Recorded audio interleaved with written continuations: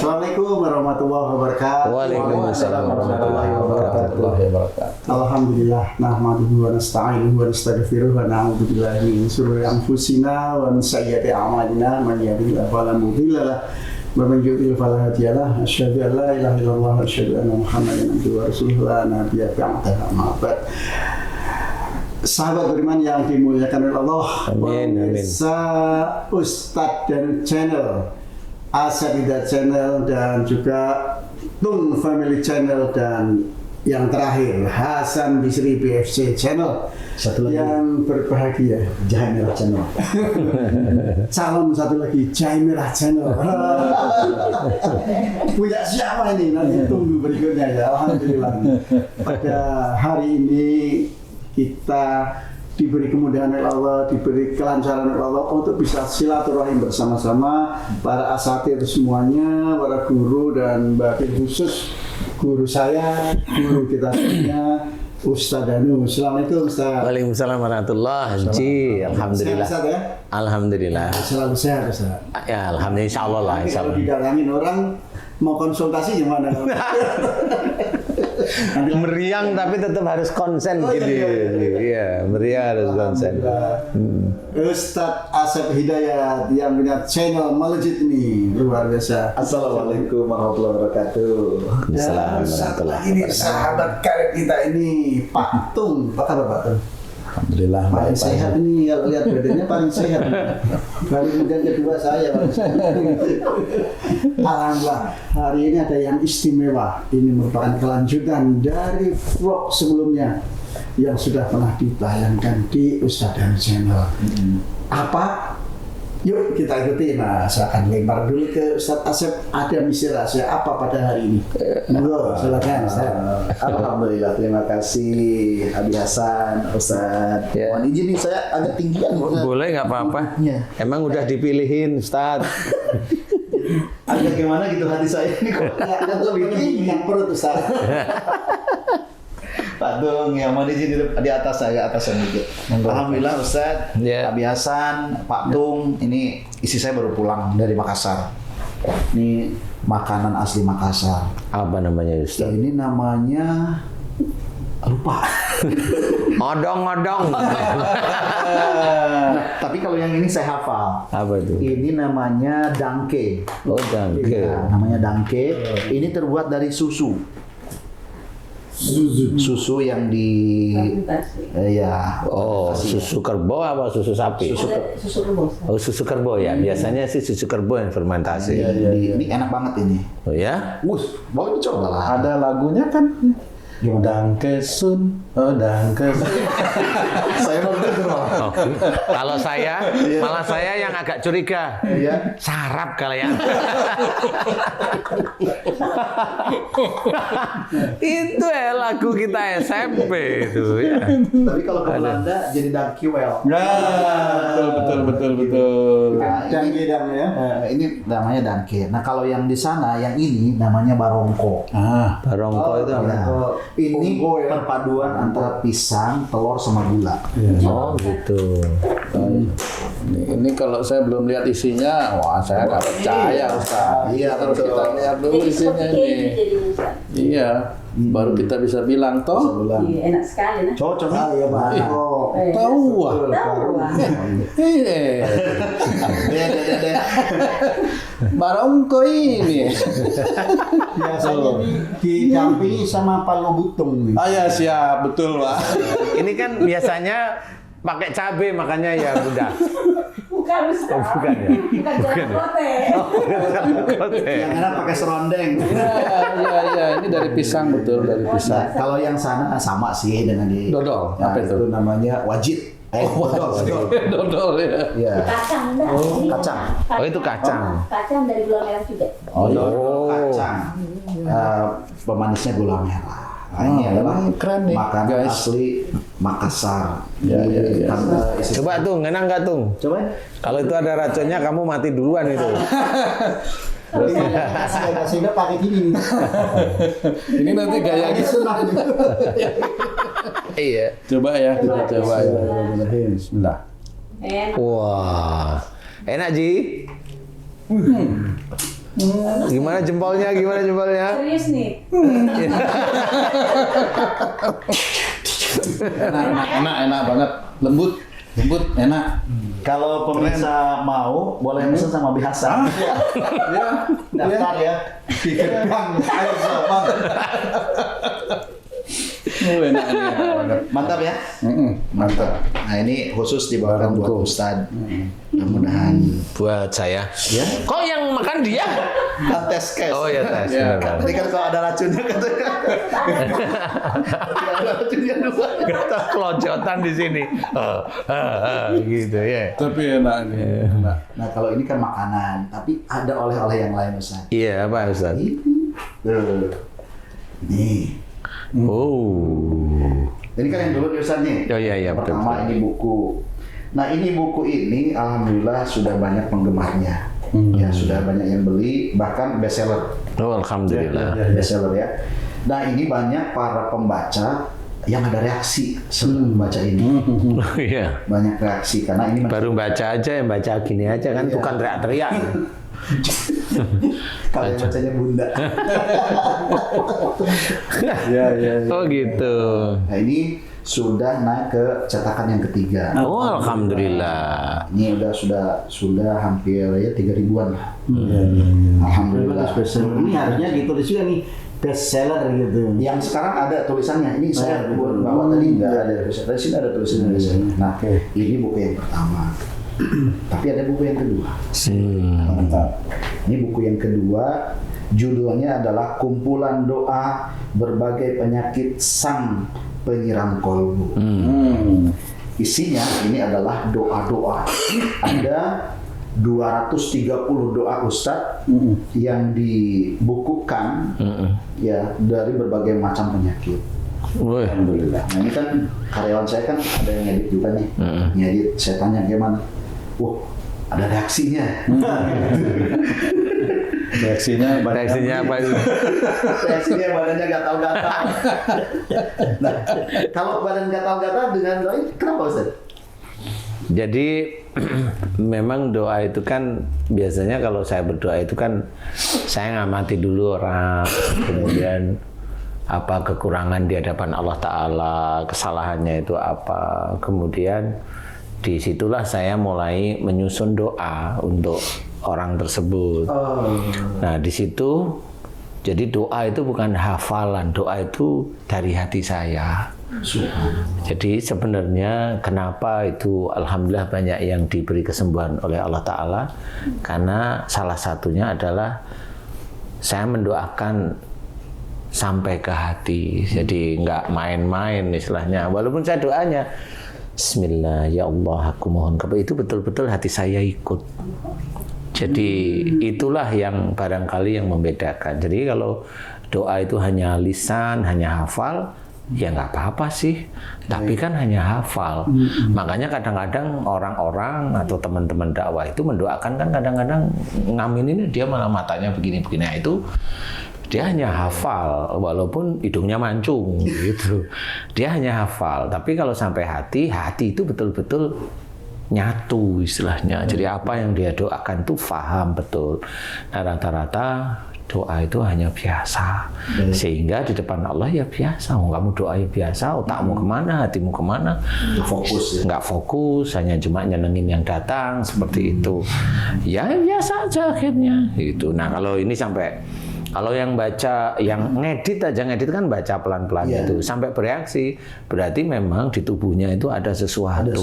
Iya, jadi entah itu sihir, bisa entah itu amalan-amalan, ilmu dan sebagainya, itu tergantung nanti. Nah tapi kalau yang terjadi kepada karyawan saya itu kan gatal-gatal, kira-kira selama ini yang paling banyak kasus gatal-gatal itu karena apa?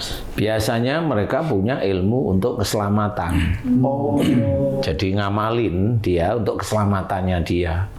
Nah, selama ini yang saya amati tipe keselamatan itu biasanya yang masuk jin ulat.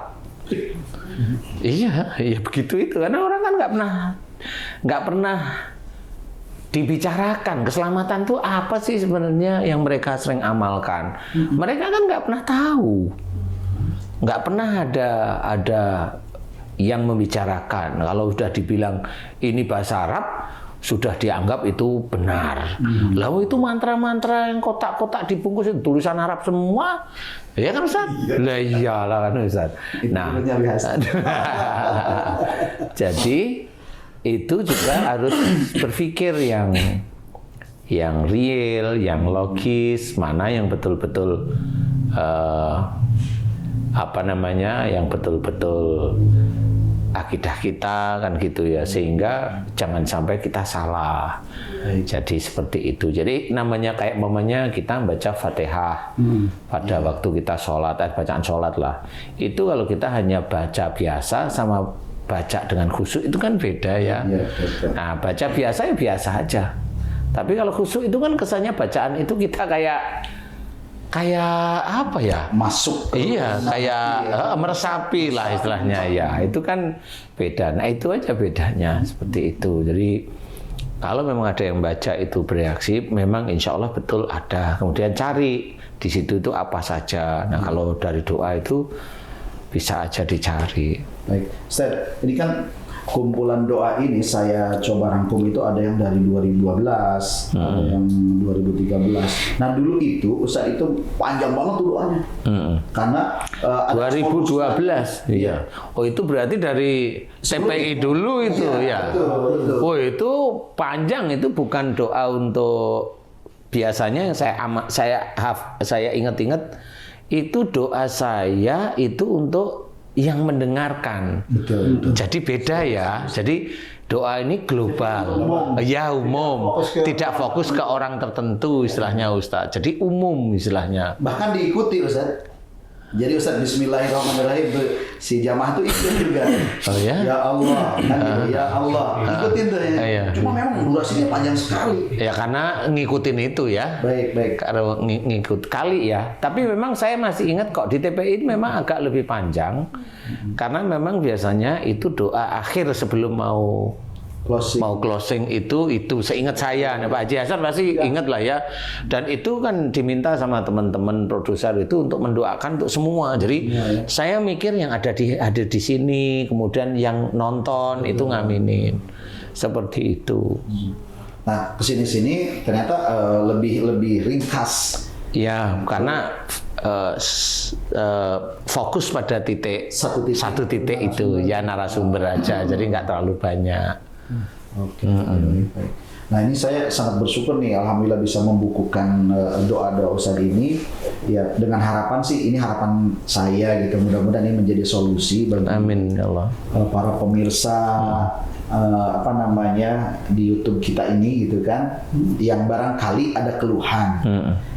Mau ketemu Ustaz dan langsung kan ke klinik ke sini. Nah, tapi mungkin karena harus ngantrinya cukup panjang, ya barangkali dengan hadirnya buku ini paling tidak mengawali lah. Iya, gitu kan. P3K. Ya. Pertolongan pertama pada kesembuhan. Ada yang baru ya? Saya baru tahu. Semuanya P3K. Kalau ada santet pun, oh itu P3K-nya ada. Pertolongan pertama pada kena santet. Ada kesurupan. Ada kesurupan ya benar Pak Haji. Seperti itu ya. Ada kesirikan. Oke, Ustaz, mohon izin nih diikhlaskan doanya yang saya tuliskan ini. Mudah-mudahan semua para pembaca buku ini tentunya ya merasakan kebaikan, ketauhidan, karena ini tauhid semua ini. Isinya itu walaupun doa ini tauhid semua. Alhamdulillah. Saya sampai pada membaca satu persatu itu agak ini juga meriang. Coba Bunda yang disuruh baca gitu loh. Wah, itu gawat.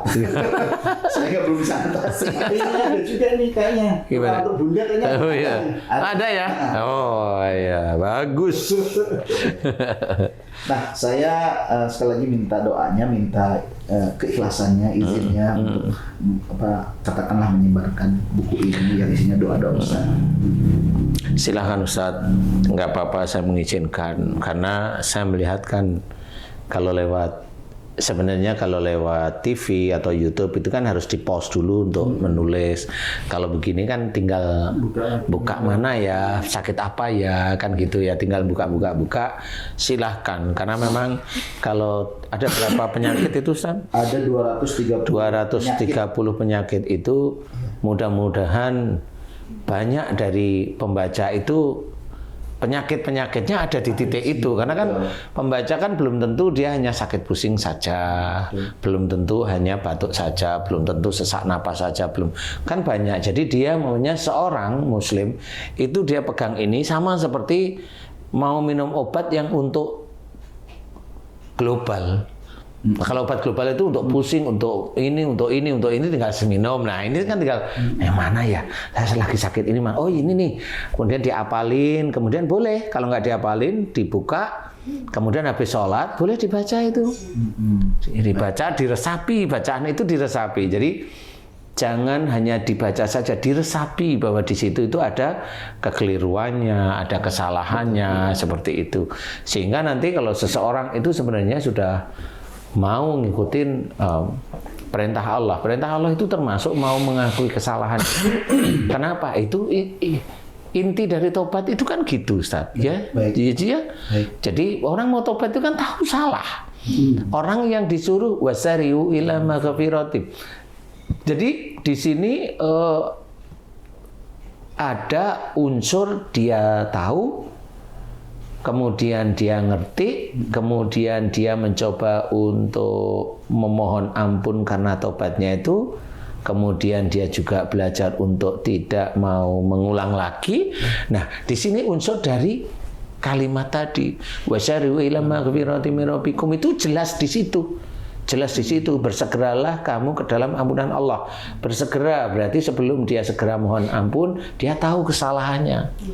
Makanya kalau orang udah tahu kesalahannya, disuruh oleh Allah Ta'ala untuk bertobat. Ada proses di situ. Yang jarang sekali itu diceritakan. Nah, memang saya tidak bercerita di buku itu, tetapi itu bisa menjadi bacaan renungan. Jadi apa sih maksud doa ini? Sebenarnya bisa difahami, sehingga kenapa kok saya menyusun doa itu dari mohonkan ampunan dosa itu. Jadi diawali dari itu. Banyak sekali kalau memang dia pada saat sebelum ketemu dengan saya itu nggak ngerti, dia doa itu langsung, dia sakit langsung ya Allah cabut penyakitku. Nah, itu kan merentahin. Biasanya kan kebanyakan kan begitu. Coba kita amat-amati. Siapa coba? Termasuk sebelum kita kan begitu, ya kan?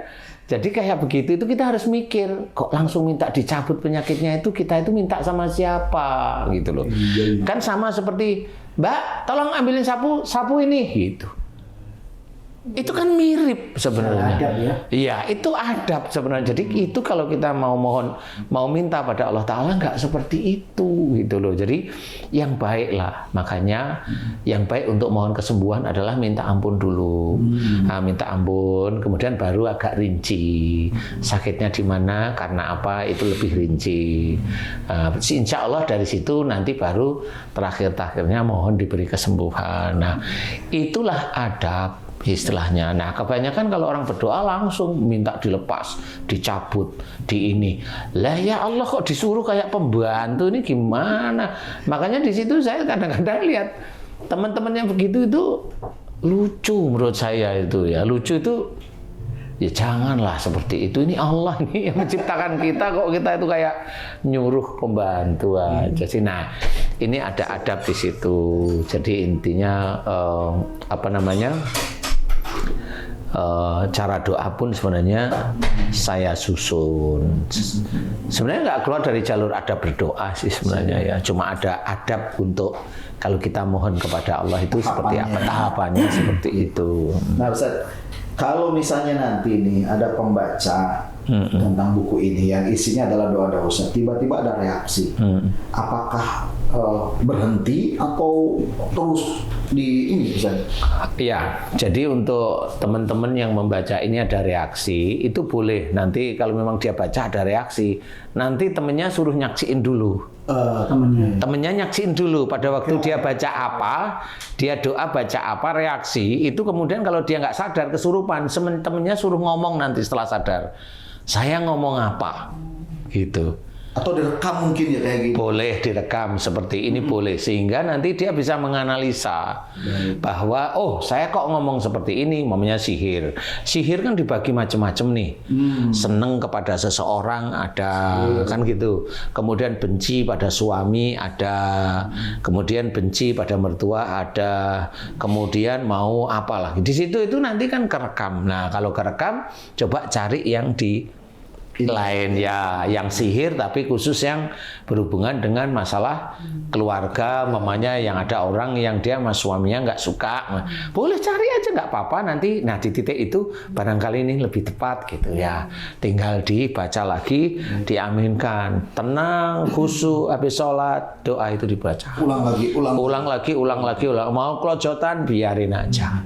Istilahnya insya Allah nggak apa-apa, karena lewat situ kan sebenarnya Allah melihat bahwa dia punya kesungguhan untuk bertaubat, untuk sembuh. Jadi paham betul lah istilahnya seperti itu, Ustaz. Jadi sebetulnya dari setiap doa yang Ustaz sampaikan itu tidak ada lain mengajak orang bertobat ya. Iya, sebenarnya memohon sesuatu yang terjadi pada diri. Iya.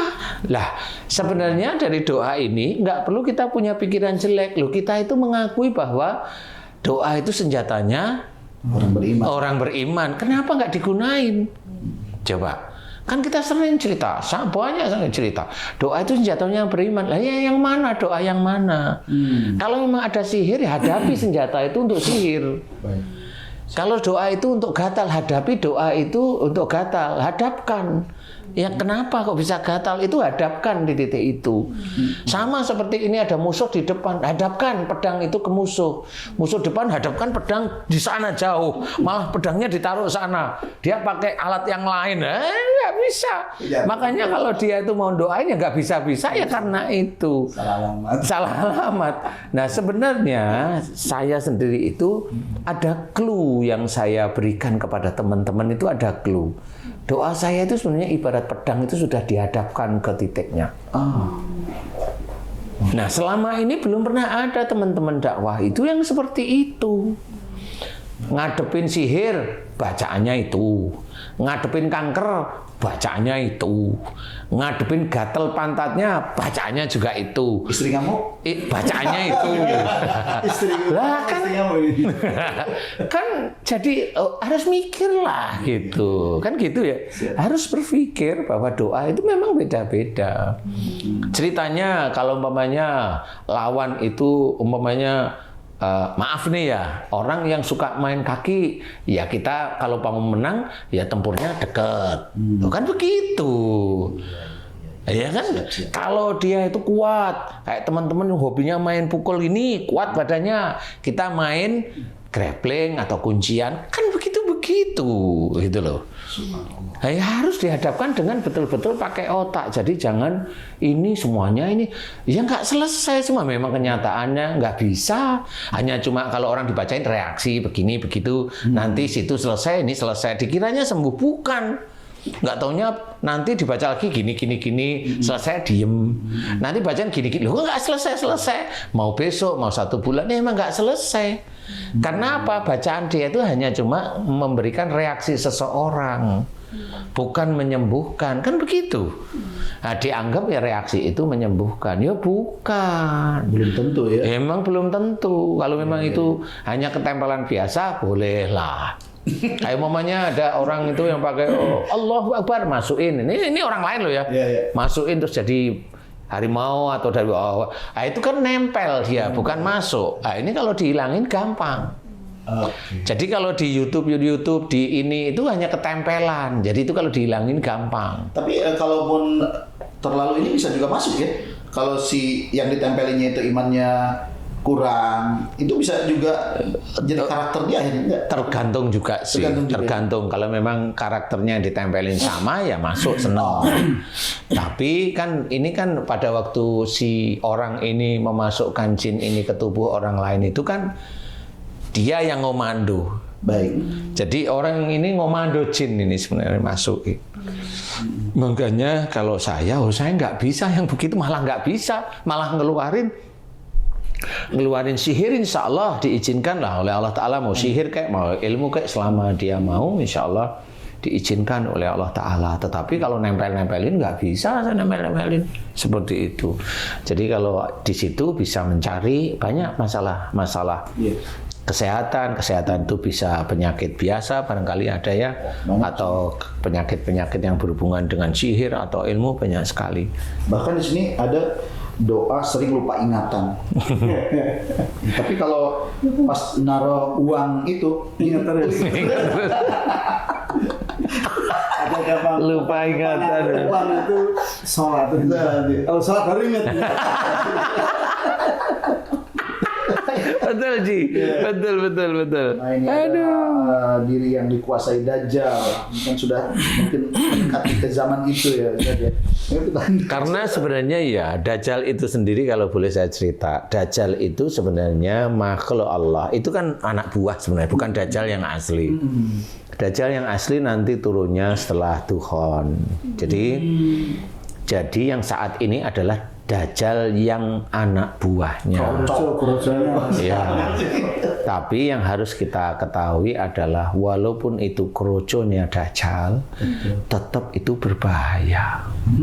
Jadi Dajjal itu mirip seperti ilmu pelet. Jadi kalau orang sudah kepelet dengan orang tertentu, nah orang pelet orang itu dia nggak akan bisa lepas. Itu aja kuncinya. Nah, Dajjal mirip seperti itu. Nah, kalau tubuh seseorang itu ada Dajjal, besok kalau Dajjal itu muncul, dia nggak akan bisa melawan. Dia akan nurut apa yang dikatakan tuannya. Nah, pertanyaan saya Ustaz, apakah Dajjal itu bisa masuk kepada setiap orang? Insya Allah. Dan sekarang apakah di setiap orang sudah ada bibit-bibit itu? Insya Allah. Seseorang Muslim memusuhi saudaranya yang lain dengan sadar, Dajjal insya Allah sudah masuk ke dalam tubuhnya. Kenapa? Karena Allah itu sudah mengingatkan, kalau seseorang itu sudah mengucap asyhadu an la ilaha illallah wa asyhadu anna Muhammadar Rasulullah, itu sebenarnya itu sudah saudara. Kalau dia itu memusuhi saudaranya dengan alasan memfitnah, itu otomatis Dajjal itu sudah masuk. Jadi gerbangnya masuk itu karena fitnah, menyakiti. Iya. Durhaka pada orang tua itu masuk semuanya. Intinya adalah seseorang Muslim, ini saya ceritakan, seorang Muslim yang dia menyalahi ayat Quran satu kalimat aja, itu Dajjal itu sebenarnya sudah mulai masuk. Itu sudah mulai masuk. Termasuk kalau umpamanya dari hadis la taktab walakal jannah, ini kan nggak pernah dibahas. Jangan marah bagimu surga, itu kan nggak pernah dibahas. Nah, kalau di tempat kita dibahas, diterangkan satu-satu. Orang marah itu banyak setan-setan nyata yang dia kerjakan terus-menerus, dan itu Dajjalnya itu komplit sudah.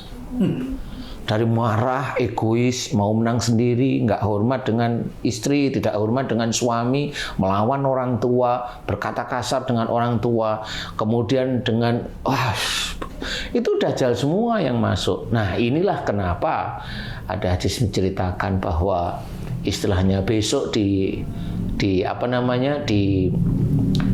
pada saat Tuhan itu dilarang orang beriman itu untuk menghadapi Dajjal itu karena memang dia nggak sadar kalau dalamnya itu nggak taunya banyak Dajjalnya. Nah, itu yang dilarang sebenarnya.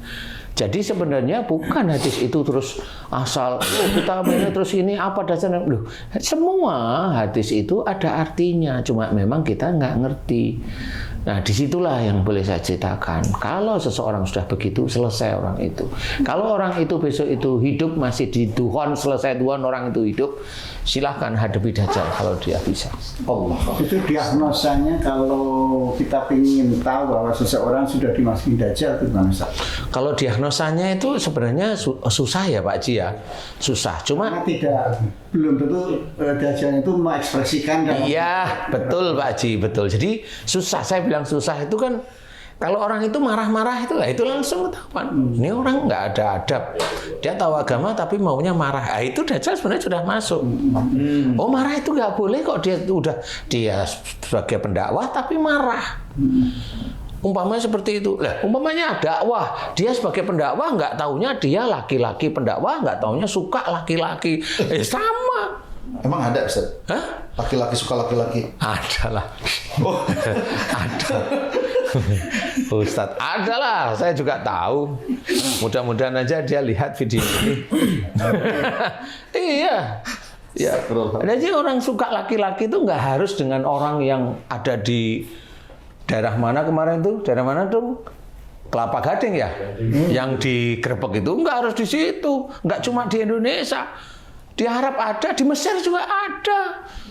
Yang begitu-begitu, iya. Jadi nggak harus pasti begini, enggak. Nah, Dajjal itu masuk di titik-titik itu. Gitu. Jadi yang saya amati, kecuali kalau orangnya memang agresif, emosional, ini kelihatan. Tapi kalau orangnya anteng, tenang, begini, terus duduknya begini, orang nggak tahu. Padahal dia malah mbahnya Dajjal itu seperti itu. Nah, ini yang harus kita lakukan. Kemudian pelajaran tauhid itu sebenarnya pelajaran mengenal Allah itu dengan benar. Allah. Sehingga kalau kita sudah mulai benar-benar mencoba meluruskan sedikit demi sedikit, ya mudah-mudahan Dajjal ini ya nyun sewu yang saya amati, sebenarnya Dajjal itu nggak bisa keluar dari tubuh seseorang. Itu yang saya amati. Jadi Dajjal itu betul-betul kayak dikawinkan karena dia itu pernah melakukan ingkar kepada ayat Quran itu, jadi kayak dikawinkan seperti itu. Yang setahu saya selama ini. Situ. Kecuali kalau misalnya dia imannya semakin kuat, nah dia mungkin keluar. Atau gimana? Walau alam ya. Imannya kuat yang gimana? Saya mau tanya yang gimana? Diceraikan bisa, tapi harus ada penghulunya. Iya benar. Harus ada, iya harus gitu. Jadi, imannya kuat yang gimana? Jadi yang akan datang penghulu Dajjal. Iya, yang selama ini saya ketahui memang jarang ada yang mampu mengeluarkan. Karena Dajjalnya itu tahu siapa yang akan dihadapi. Intinya itu paling gampang. Kalaupun itu ada jin atau ada Dajjal, dia suka nggak dengan orang yang ngobatin? Kalau dia suka, ya berarti orang itu ada temennya dia. Itu yang paling gampang dinalar. Kalau saya, kenapa saya selalu dibenci jin? Karena suka ngobatin. Suka ngusir. Iya, bukan suka ngusir. Karena saya suka mengajak orang itu kembali ke jalan Allah. Oke. Sehingga jin itu sebenarnya nggak betah. Jadi kalau ada di tubuh orang itu ada Dajjal, dia pasti akan ngomong saya benci Danu. Itu udah nomor 1 pasti. Pernah saya dengar itu. Di mana Ustaz? Di sana.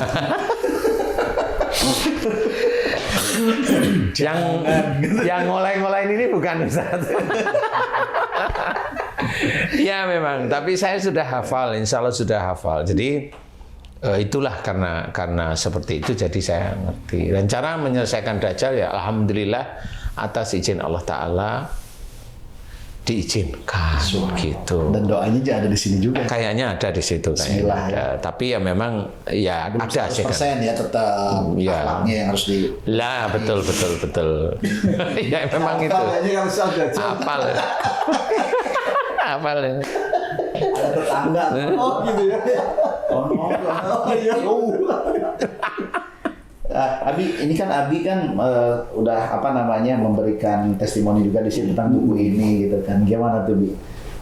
Ya ini memang luar biasa ini ya, kumpulan doanya yang luar biasa. Saya dulu sudah mencatat 2010 itu sudah nulis tapi nggak jadi. Nggak selesai. Allah belum meridhoi. Atau ada Dajjal. Bahkan sampai 2012 itu ada penerbit besar yang minta saya untuk nulis. Oh ya. Dan saya pikir setelah saya introspeksi tadi seperti yang saya bilang, jangan sekedar hanya ini penyakit, Langsung, apa dan sebagainya, tapi analisis benar apa enggak ini. Oh iya, betul. Yang ya harus izin beliau. Kalau belum dapat izin hanya sulit ini. Sulit nolor ini. Meskipun cuma di gitu. Nah, setiap orang itu bisa mengobati, setiap orang itu bisa mendoakan kesembuhan orang, termasuk saya itu bisa ini mendoakan. Sembuhin, Tapi Bu. sembuhnya nggak tahu. Sembuhnya nggak tahu. Iya, benar. Gitu. Nah, kalau Betul. dari sadar itu begitu itu. Ini menurut saya itu yang mahal dari sadar adalah aminnya itu. Itu luar biasa. Aminnya itu sangat mahal itu. Tidak sembarang orang bisa semahal aminnya yang disampaikan oleh sadar. Apalagi kalau sudah kun fayakun, waduh ya luar biasa ini. Kan kita belum tahu nih setelah dilembutkan dari kun fayakun ke jadikan itu apakah ada perubahan dari sisi kualitas proses penyembuhannya atau bagaimana? Enggak sih, sama. Masih sama ya. Sama aja, insya Allah seperti itu. Nah memang apa namanya ya, itu kan tergantung hati ya. Jadi tahu kalau mamanya ini mamanya kayak jadi polemik, ya saya berpikir ya, oh ya sudah, ya kalau memang nggak boleh nggak apa-apa. Berarti kalau besok kalau baca Quran ada kun fayakun berhenti aja. Dalam hati aja ya. Dalam hati aja, nggak boleh kan gitu ya. Tapi kalau saya sih ketawa-ketawa aja, kenapa? Ini orang kok gitu aja masalah. Sebenarnya dia sendiri baca juga ada kun fayakun ya dilanjut aja.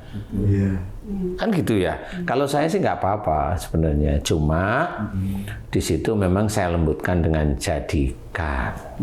Seperti itu, jadikan ya Allah. Jadi pada saat jadikan itu adalah permohonan kepada Allah Ta'ala ya. Nah kalau memang seseorang itu memang bagus iman di hadapan Allah Ta'ala, doa itu sedoa-doanya asal doa itu baik, insya Allah betul-betul bisa dikabulkan. Karena saya melihat, dan ini untuk semua saudara kita itu, doa itu sebenarnya bukan persoalan kita sering mendengar teman-teman dakwah bahwa doa kita pasti dikabulkan karena menyitir satu ayat Uni astajib lakum. Kalau saya nggak berani ayat itu saya pergunakan. Kenapa? Ayat ini dipergunakan kalau benar-benar Allah mau ngabulin, dunia ini hancur. Contoh, orang yang belum muslim didoakan jadi muslim semua. Iya kan? Ya. Jadi orang muslim pingin kaya semua. Nggak laku. Iya toh? Orang muslim lagi ingin nikah, tapi istrinya biar tidak tahu. Kan gitu. Gantian istrinya emang nggak tahu, tapi ganti doa. Aku mohon agar suamiku tidak nikah lagi, kan gitu. Jadi kalau dari ayat itu hancur aslinya. Benar nggak sih? Ya. Cobalah berpikir, jangan asal minta pada Allah pasti dikabulkan. Lulu, yang mana yang dikabulkan? Banyak rebutan juga ya. Lah iya. Doa di depan multazam. Calon 5 presiden. Jadi presiden semua. Kan gitu loh. Iya benar. Jadi itu harus berpikir real gitu loh. Jadi jangan dikebyah-uyah semuanya.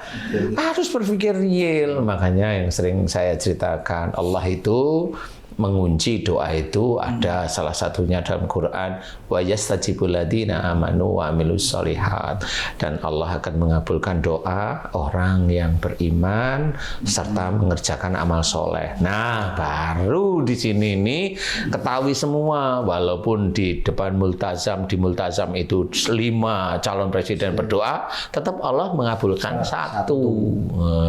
Kan beda deh, memang begitu. Apakah satu itu imannya benar? Belum tentu. Kan gitu.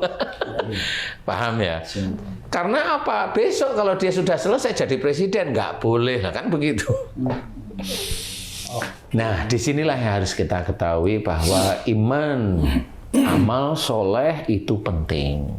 iman dan amal soleh itu penting. Dari mana dasar iman dan amal soleh? Ya takwalah pada Allah. Takwa pada Allah itu gimana? Kerjakan semua isi Quran dan sunnah Rasul. Jadi dari situlah mulai kita nanti imannya kita itu kuat pada Allah Ta'ala, amal soleh kita itu banyak. Allah sudah tahu kalau itu. Gitu. Sedekah, kalau itu jadi amal soleh, ya sedekah karena Allah. Nah, itu amal soleh. Tapi kalau sedekah ingin kaya, bukan amal soleh. Karena yang terpilih. Karena ingin sesuatu itu. Ya, iya. Janganlah. Jadi kalau saya bocor ini nih, saya bocor ininya dulu nih. Ini testimoni saya nih, aduh meripatnya.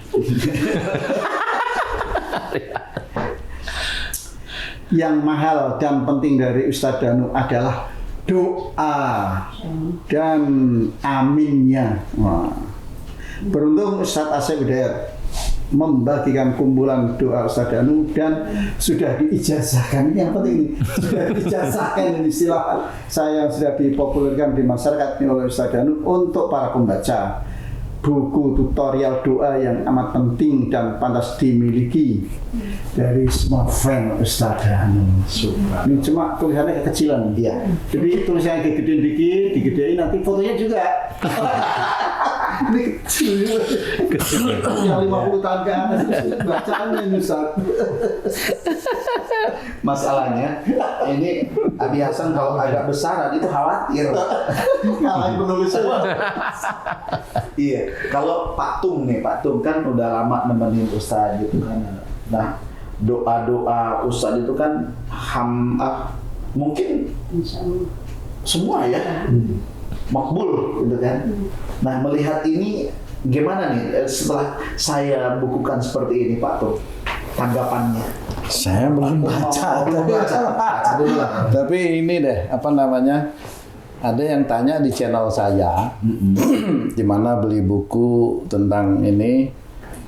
Nah, nanti bisa hubungin di mana nih, Ustaz? Bunda, Di situ di sini. Oh, di sini ada. Atau di link nanti kan ada nanti. Ya. Karena tadi ada yang tanya, saya bilang di Topet. Saya nggak tahu.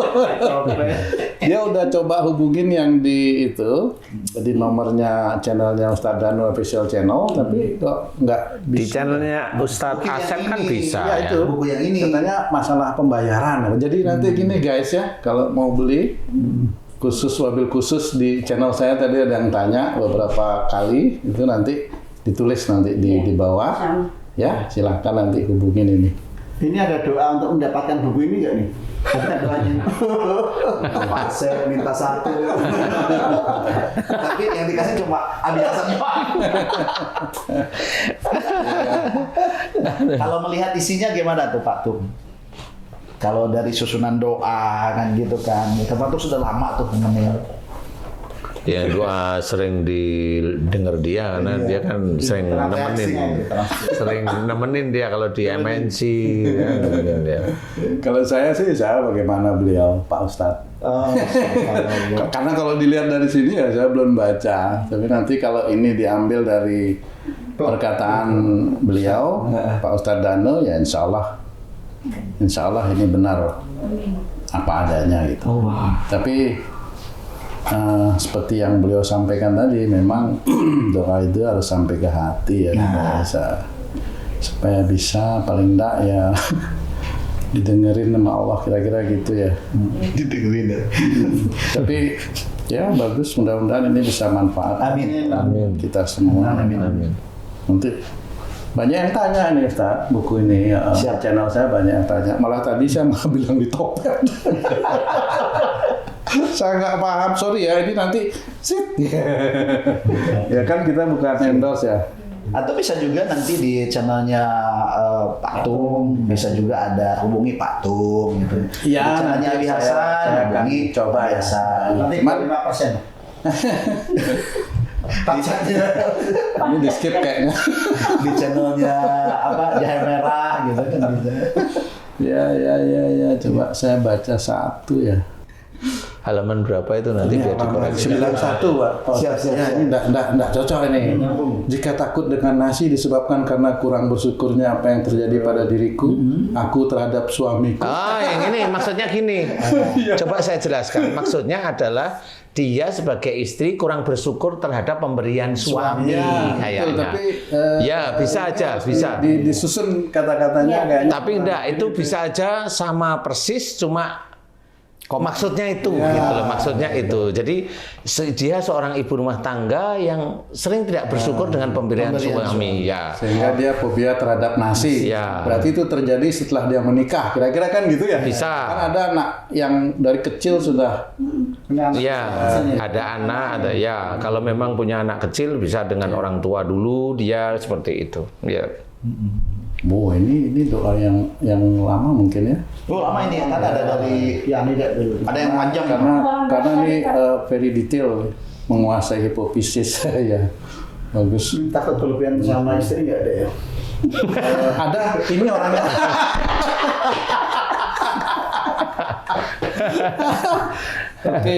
Oke guys ya, ini bagus bukunya. Silahkan nanti dicari. Nanti kita akan kasih di sini, belinya di mana, ya. Bagaimana cara memperolehnya?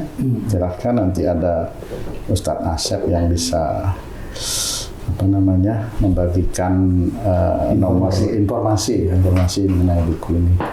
Itu Ustaz, alhamdulillah, mudah-mudahan bisa manfaat buat kita. Amin ya Allah. Alhamdulillah. Tapi memang dari testimoni pembaca, kemudian yang ngirim-ngirim WA, email, kemudian komen-komen juga banyak yang sudah mempraktekannya. Iya, doa itu. iya. Artinya mereka nonton aja sudah bisa menyerap maksud gimana sih cara berdoa, bagaimana sih ada adabnya. Nah, dengan adanya buku ini tadi seperti yang Ustaz sampaikan akan lebih mudah lagi ya. Karena dengan nonton video aja banyak testimoni yang masuk ke WA saya, ke email, ke komen-komen itu. Oh, alhamdulillah saya sudah melakukan ini dan Allah ngasih keberkahan. Oh, alhamdulillah. Iya. Malah ada yang saya sudah ini selama 3 bulan ini Pak Iku Siroda terus pas ngikuti terus doa-doa tiap hari, alhamdulillah sekarang sudah nggak Pak Iku Siroda. Oh, alhamdulillah. Ya. Saya jadi teringat ini, Ustaz. Ada satu jamaah siraman kolbu ya, yang selalu nonton Ustaz di media, di TV gitu kan. Itu orang Purwakarta. Dia dulu itu temperamennya luar biasa. Kemudian mendengar ceramahnya Ustaz gitu kan. Kemudian sedikit dia berubah. Dia berubah, memperbaiki akhlaknya. Dulu itu sebentar-sebentar katanya sakit, sebentar-bentar sakit. Nah, kemudian diperbaiki akhlaknya, subhanallah Ustaz. Itu sekarang yang dia rasakan sakit itu hilang. Gitu. Kemudian yang kedua, dulu sebelum kena dengan siraman kolbu gitu, itu usahanya selalu ada aja bahannya hancur gitu lah. Nah, setelah bertobat kepada Allah, mungkin hancurnya perusahaan saya itu karena dosa-dosa saya gitu. Sekarang dia punya empang yang ngambang itu. Ya floating itu ya. Floating. Iya. Keramba itu istilahnya. punya 200 keramba itu. Alhamdulillah. Nah itu. Jadi beliau sharing ke saya by telepon.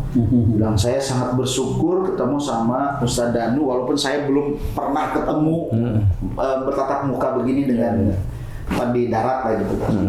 Nah, jadi benar bahwa ternyata saat seseorang itu akhlaknya mau berubah, maka ternyata doanya mengaminkan doa Ustadz makbul. Itu di channel saya ada Ustadz, dia mengaminkan doa beliau, Pak Ustadz Danu, ikut kuis menang, dapat motor. Dia bilang terima kasih sampaikan pada Ustadz Danu. Nah, saya kira hubungannya gimana? Wah, kalau begitu nih. Saya ya alhamdulillah Bu, saya bilang. Tapi yang Jakarta bisa diundang ke sini juga itu sambil bawa ikan. Bisa. Belum ketemu Ustadz itu harap banget. Cuma saya bilang, waduh bisa. Jawaban. Haji Hasan modus aja. Nanti kalau sampai sini ikannya yang sudah dibakar lama digoreng. Sama apa? Jangan asem sekalian. Aduh. Udah dibakar, mana sambalnya? Sambelnya komplit jadinya. Ustaz, untuk buku ini mungkin kesimpulannya gimana Ustaz untuk kami lah, untuk saya yang menyusun buku ini? Ya, sebenarnya kalau yang menyusun itu ya harus mirip seperti saya. Maksudnya doa itu kan gini ya. Jadi kita dakwah itu kan sebenarnya nggak asal keluar dari mulut aja. Ustaz, maaf ya, mohon maaf nih. Kita dakwah itu berarti dari hati kita. Nah, hati kita itu yang mau kita dakwahkan, kita itu faham sebenarnya. Jadi fahami dulu. Sehingga pada waktu kita dakwah, apa ayat-ayat yang sudah kita ketahui, sudah kita kerjakan belum atau tidak? Atau hadis-hadis yang kita ceritakan itu sudah kita kerjakan belum atau tidak? Karena di titik-titik itulah Allah menilai kita sebagai pendakwah itu dinilai di titik itu. Sehingga kalau orang dakwah itu dianggap sebagai pekerjaan, ya nggak ketemu antara hati dengan dakwah, dengan pekerjaan nggak akan ketemu. Nah, maksud saya adalah saya pun menyampaikan perkataan-perkataan di TV atau di YouTube itu kan saya coba perkataan itu saya sudah mengerjakan. Real ya. Ya, sudah mengerjakan dan mengerjakan pun karena Allah. Sehingga pada saat saya memberikan pengertian kepada jamaah itu, jamaah itu bisa memahaminya dengan gampang. Karena dari ayat yang saya sampaikan itu, saya berpikir bahwa jamaah saya itu belum tentu orang-orang pesantren yang tahu agama, bukan orang-orang yang tahu agama Islam dengan titel-titel yang banyak. Kan banyak dari jamaah kita itu malah teman-teman saudara kita dari kelas yang menengah sampai ke bawah. Jadi saya mencoba menerjemahkan itu, beliau itu langsung paham. Itu jadi kalau kita orang Jawa orat daki-daki lah. Nggak berbelit. Iya, nggak terlalu rumit istilahnya. Jadi yang gampang aja. Sebenarnya itu ya saya ambil dari Quran aja. Orang biar langsung paham, umpamanya. Maunya saya paling gampang itu ngomong begini loh. Bo, kalau jadi orang ya jangan gampang marah gitu. Itu kan enak dia ngomong. Tapi kalau mamanya saya ngomong kamu marah itu dosa, itu kan beda ya. Dari saya ngomong bo jangan marah sama marah itu dosa. Kamu masuk neraka. Walaupun nanti sama-sama sama yang saya ini kan, tapi kan nggak seperti itu. Kalau saya ngomong bo kamu jangan marah, itu semua orang yang pemarah pun mau nerima. Iya. Tapi kalau kamu marah dosa, lari. Ngejasnya. Iya, nah di situ itu saya mencoba mempergunakan secara psikologis dan apa yang saya ceritakan itu saya berusaha untuk sudah mengerjakan. Ya kalau ada masalah tidak marah, tidak emosi, tidak ini, sehingga pada saat saya itu mengeluarkan entah itu hadis, entah itu ayat Quran, orang yang dengar itu malah saya mohonkan mendapatkan hidayah. Itu sebenarnya. Jadi makanya kalau saya itu agak bercandaan dari sisi itu saya sulit. Walaupun bisa tapi sulit karena saya harus menyusun kalimat itu orang itu faham bagaimana caranya orang itu mendapatkan hidayah. Seperti itu. Nah, kalau orang yang lain menggampangkan ya nggak apa-apa, ya itulah bentuk orang-orang yang sombong. Yang dia merasa lebih. Padahal kalau diamati beneran harusnya paham. Seperti itu harusnya paham. Mau kenyataannya apa yang saya bicarakan di sini kalau sama apa yang dia kerjakan di sana, walaupun tidak sama yang saya kerjakan di sini, dia ngerti bahwa itu berhasil atas izin Allah. Yang dia kerjakan itu nggak berhasil juga atas izin Allah. Dan kalau dia nggak berhasil terus-terusan, ya memang Allah nggak mengizinkan untuk berhasil. Karena kalau itu dianggap menjadi suatu sistemmu itu salah, gitu loh. Ya. Paham ya, Ustaz? Paham. Sama seperti kita mau pakai sepatu, mau buat lari, sepatu asal pakai. Buat lari sakit, nggak taunya sepatunya yang kanan taruh kiri, ya kan sama. Atau kanan semua. Atau kanan. Kan gitu. Sebenarnya itu yang mau saya sampaikan. Berpikirlah bahwa kita itu di Allah itu punya otak itu untuk berpikirlah, mau nggak kemana-mana kok. Saya itu lurus-lurus saja, insya Allah.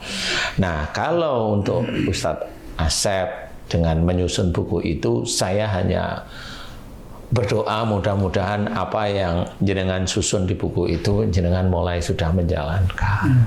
Itu doa saya, karena nyusun buku itu memang susah, sama seperti jenengan itu sebagai orang terdekat saya menyampaikan sepertinya itu. Jadi cobalah karena memang prosesnya ini sebenarnya nggak sulit ya. Untuk doa itu sebenarnya nggak sulit. Hampir semua orang yang beriman kalau belajar itu bisa kok. Wong itu sama seperti kita itu mau nulis. Kita nulis pakai pulpen. Ya, kita nulis pakai pulpen. Kalau kita nulisnya itu di buku yang ada minyaknya, tertulis nggak? Enggak. Meleset terus atau memang nggak keluar itu. Tapi kalau di buku yang tidak ada minyaknya, kan tertulis. Itu sama. Nyata. Jadi kita harus memahami di titik-titik itu. Bukan berarti terus kalau nggak sama, kemudian dimusuhi. Apanya yang mau dimusuhi? Mau saya tetap menganggap mereka itu saudara saya. Kenapa? Karena dia tetap membaca syahadat. Jadi saya memang nggak boleh memusuhi. Saya nggak boleh oleh Allah Ta'ala memusuhi saudara yang seiman. Nah itu kan di sini sudah jelas. Tidak boleh memusuhi. Karena itu saudaramu. Innamal mu'minuna ikhwatun. Ikhwatun, betul itu. Jadi semua muslim itu saudara. Jadi memang harus belajar seperti itu. Nah kalau orang itu sudah memusuhi, dia menyalahi. Kalau udah menyalahi, ya Dajjal masuk. Udah pasti. Selain Dajjal, jin itu udah gerutukan masuk. Udah kapan aja nanti. Nah itu salah satu penilaian kalau saya. Jadi seseorang itu bisa dilihat dari secara fisiknya itu begitu. Kalau semakin banyak jin ya semakin dia banyak salah sebenarnya. Baik. Gitu. Oke, alhamdulillah ya, cukup ya. Terima kasih sahabat beriman semuanya. Alhamdulillah, saudara ini bincang-bincang santai, tapi banyak poin. Insya Allah juga banyak manfaat, dan manfaat ini akan kita sebarkan semua ke pemirsa Ustadz dan channel. Kemudian juga Ustadz Asep Hidayat dan juga Ustadz Tung Family Channel. Ustadz mau kiai aja, Ustadz ya. Dan para dulu semua dari Hasan Bisri BFC. Mudah-mudahan hari ini hari yang membahagiakan bagi kita semuanya, hari yang diberkahi Allah Subhanahu wa taala. Amin ya Allah. Amin. Salam pada di ridhoi Allah Subhanahu. Amin ya Allah. Mudah-mudahan sekali lagi buku ini segera bisa dimiliki, kemudian segera bisa dipraktekkan, dan insya Allah Allah akan mengabulkan apa yang menjadi kehendak dari pemirsa semuanya. Amin. Khususnya yang keluhan-keluhannya juga mirip atau serupa yang ada di dalam buku ini. Terima kasih. Assalamualaikum warahmatullahi wabarakatuh. Waalaikumsalam warahmatullahi wabarakatuh. Alhamdulillah.